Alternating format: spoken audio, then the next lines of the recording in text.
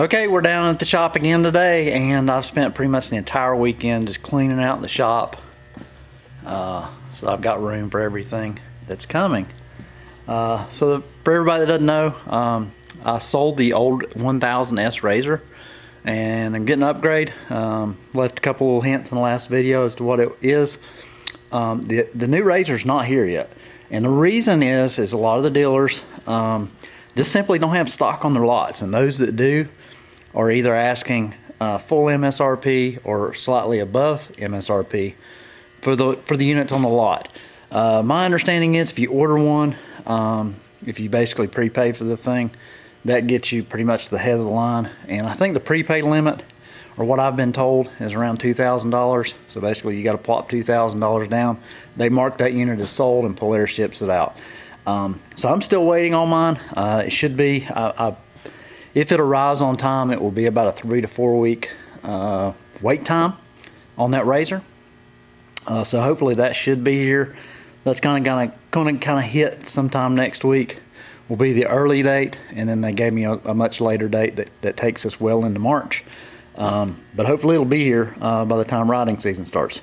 Anyway, we're going to get to it here. I'm going to kind of show you some of the things that have already come in and why I chose them. And feel free, if you want to take a guess at what RZR I've got, I've given you a lot of hints. Be sure to leave that down in the comments. So a lot of the weekend was just done just cleaning up the floor. I moved a lot of stuff around, a lot of projects and stuff that I had working on that were in the summer. Right now it's really cold here. That's why the shop's kind of shut up. I've had the heat on down here. It's just not a real pleasant place to work in the extreme cold. But things are starting to warm up now, and now I've got all this floor space here to put stuff. I will be able to bring the RZR in and leave the Massey in here, as well as the Kubota on the other side there. But I'll probably back these out, and that'll give us plenty of room to thrash on this thing and put it together. I'm really not going to rush myself getting it together. I do need it to work really well while I'm out on the trail. So I want to make sure that I get it right, hopefully the first time, or if there's a little minor problem, it's not a big deal, but it's not something you really want to rush together. So let's go over here and take a look at what we got. And this should be a really big hint. Like I say, leave in the comments if you guess what I got. Okay, so I got a Kinemoto storage compartment. This is kind of, I've already broke everything down to kind of minimize the amount of trash that I have to deal with in the end.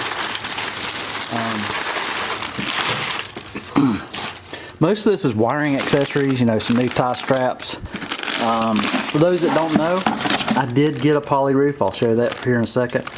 This is probably the best method that I've found to keep the windshield clean.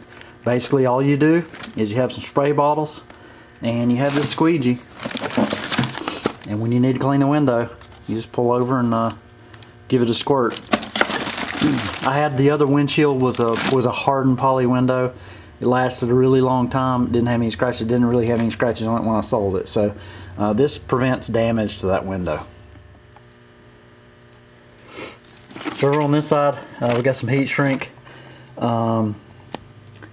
This is what's called the thick heat shrink, and it has the actual glue on the inside for waterproof connections. You can get this on Amazon. I find these are really convenient to have for basically sealing up everything. It makes it nice, quick, and neat, and it's generally already cut to length. I was unaware how long I actually used to buy this on rolls. If you calculate out the time that it takes you to actually cut these, it's way easier and cheaper just to buy a kit that's already cut.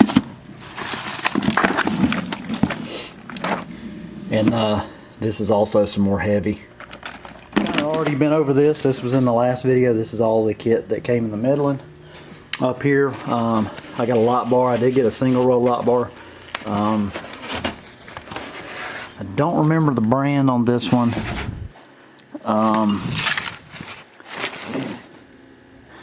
Okay, there we go, Rigid Horse. This is not a big expensive rigid light. This is a Rigid Horse light. I've already plugged it up. It's really bright. It's as bright as my other old China made light is. except it's in a single row, so this will be a little bit more compact up on top of the RZR. In here, we've got a new set of straps. I've got a NOCO adapter. The old RZR I directly wired in the wired it directly into the battery. The new RZR doesn't have that. I mean, you could do that, but it actually has a lighter plug that converts to like a 2-pin. So this little adapter here is basically converting my NOCO charger to the correct lighter adapter. I got some switches. These, I'm pretty sure I picked these up on Amazon. But these are all the switches. As you can see, there's a bunch of them, so I got quite a bit of wiring. This is the same Rock-A-Lot kit that I had in my old RZR. I'm going with the same ones. These are China made. Rock-A-Lots, these things were awesome. They have a metal enclosure. I did get a full pack of relays for all the electrical accessories. One thing that I did change on this one, I was not very super happy with my last Rock-A-Lots. I ended up having to do a lot of soldering. They actually make these little snap connectors for this wiring. I got the correct wire for the Rock-A-Lots, and they have T connectors and they have N connectors, so I got both sets. That way I should be able to really quickly wire this thing up.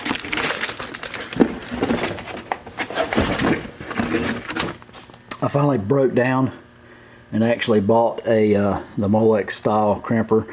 So this basically will crimp non-insulated conductors. The reason I got this is because my switch connections, I actually bought the correct harnesses for the switches, so I'll actually have harnesses rather than just using spade connectors. And I got a whole pack of Polaris, I think they call this the pulse bar connector. So this is a full kit, connects up to all. They do have two different versions, just pigtails, and then one that actually has a fuse protector. I went ahead and got the fused ones. If I don't need the fuse, I can trim it off short and not use the fuse. But I have a feeling I'm going to be using the fuse on every one of them. And we got lots of wire loom. I'm going to try something a little different this time. I actually got the cloth loom in 1/4 inch and 3/8 inch. And I've got a bunch of the split loom. My old RZR, I just used that big roll of loom that's over there, which is much larger than what you normally need. And the winch, which I've already done a video on, the warning is there. Let's go over and check out the windshield and the roof. This is a roof, got a really simple basic aluminum top roof. I did get the Super ATV. I think they call it a 3-in-1 or 4-in-1. Anyway, it's a flip windshield, and it's almost similar to the last windshield, except it doesn't have the bottom part. The whole windshield tips up, and it can lock in 2 positions and then fully up. So, what's missing at this point? So I've got a couple of little minor items, 2 major ones, which right now with shipping and COVID and the Texas storm, I guess, and etc. I have not received, it's been about 2.5, 3 weeks. I ordered some HMF, a front winch bumper and the rock sliders. The reason I went with that front winch bumper because I know it fits that winch. It looks nice, and it was 1 out of like 3 that are made for this particular RZR. The other thing is the rock sliders. So the Polaris rock sliders kind of leave a gap right between the rear wheel and the side of the machine that you can actually get hung on trees. So I opted to go with the HMF. It's the only one that I could find that actually extended back towards the tire to kind of close that gap and keep, you know, hopefully anything, especially if you're going around a tree, the last thing you want to do is actually get something pinned in there. Anyway, I just wanted to do a quick update. Hopefully by the time you see this video, I should be taking delivery of the RZR that same week. So I'll try to get another video out as soon as I can once it comes in, and we'll get started on it. Anyway, be sure to leave a comment down in the bottom if you've guessed what it is. Let me know what you think's important. If you want to take a guess, leave a comment down in the bottom. Let me know what you think it is. Anyway, be sure to like and subscribe, and please share, and we'll see you on the next one. Thanks.